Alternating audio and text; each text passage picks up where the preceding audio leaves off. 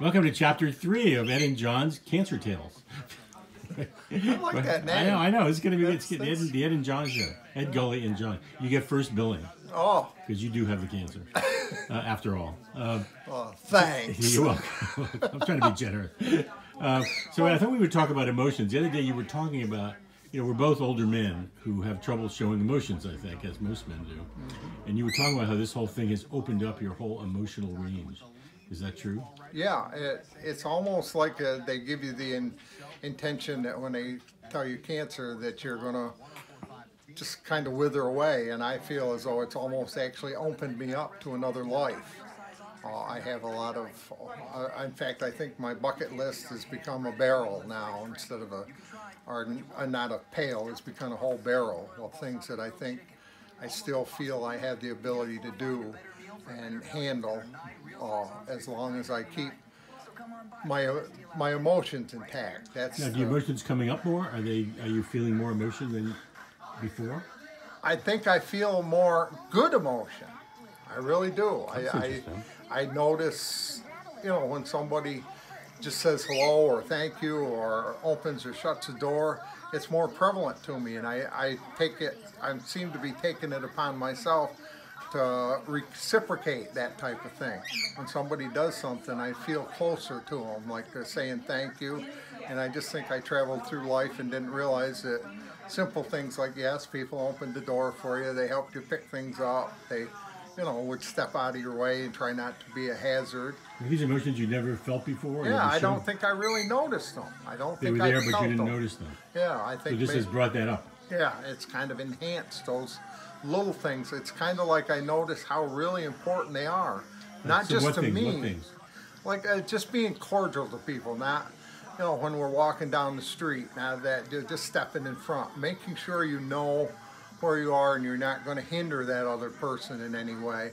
And if you have a chance to just hold the door or say thank you or good day or some things like that, I'm noticing now more how important they play in us as people. I mean, we don't tap into that. And why do you think you didn't feel that before? I think it was like that one I wrote. I truly believe I was totally addicted to milking cows. I had a mindset that was what I was supposed to do, plain and simple. There wasn't, not that I didn't enjoy those Sundays that the kids and everybody, we slowed down. I enjoyed them immensely. But that Monday morning quarterbacking, looking on it, I mean, we're so laser focused thinking that we're doing these things right. And I can see I got the new calves, I got nice hay, I got the little highs from it. But as an overall, it's almost like your life had a sense of emptiness to it. Like if you were looking at a picture and all the lines were there, but it wasn't kind of covered in. The shades weren't put into it. I read somebody wrote once that the only men who can show emotion are those who were tortured as children or humiliated as adults. And do you think you have to be blown open to show emotions like this? Yes, I really do. I so like cancer shocked you. That's why I think I said the other day I turned tail and ran across the country. I don't think I took and thought about it enough.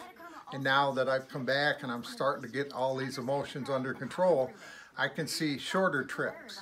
I can see other things besides. I can see a lot more in my sketchings. I can see a lot more in my communications with things with you and other people. I see that there's... You actually gave me a hug.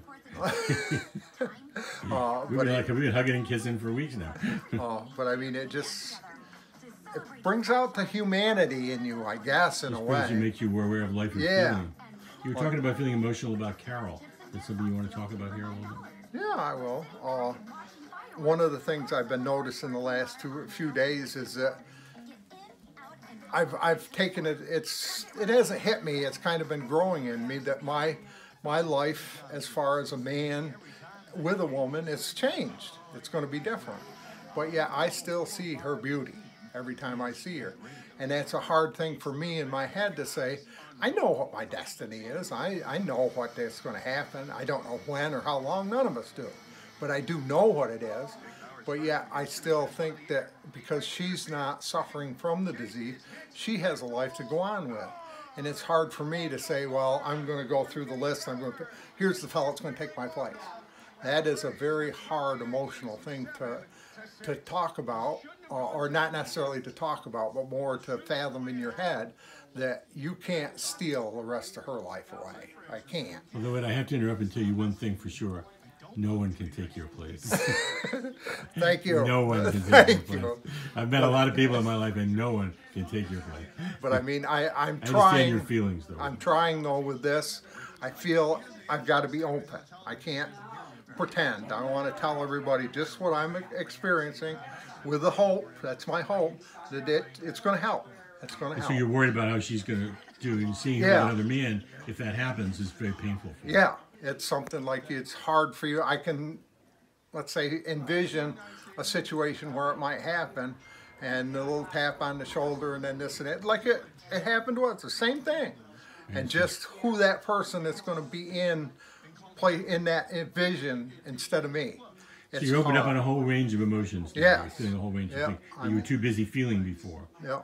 And I think now I've ran across the country, ran back, and now I'm able to sit down and start and manage these things better. Run through these things and figure out whatever, like Forrest Gump would say, what's my destiny? Well, I'm getting a half-assed idea of how I can somewhat shape it maybe, or accept it, or deal with it.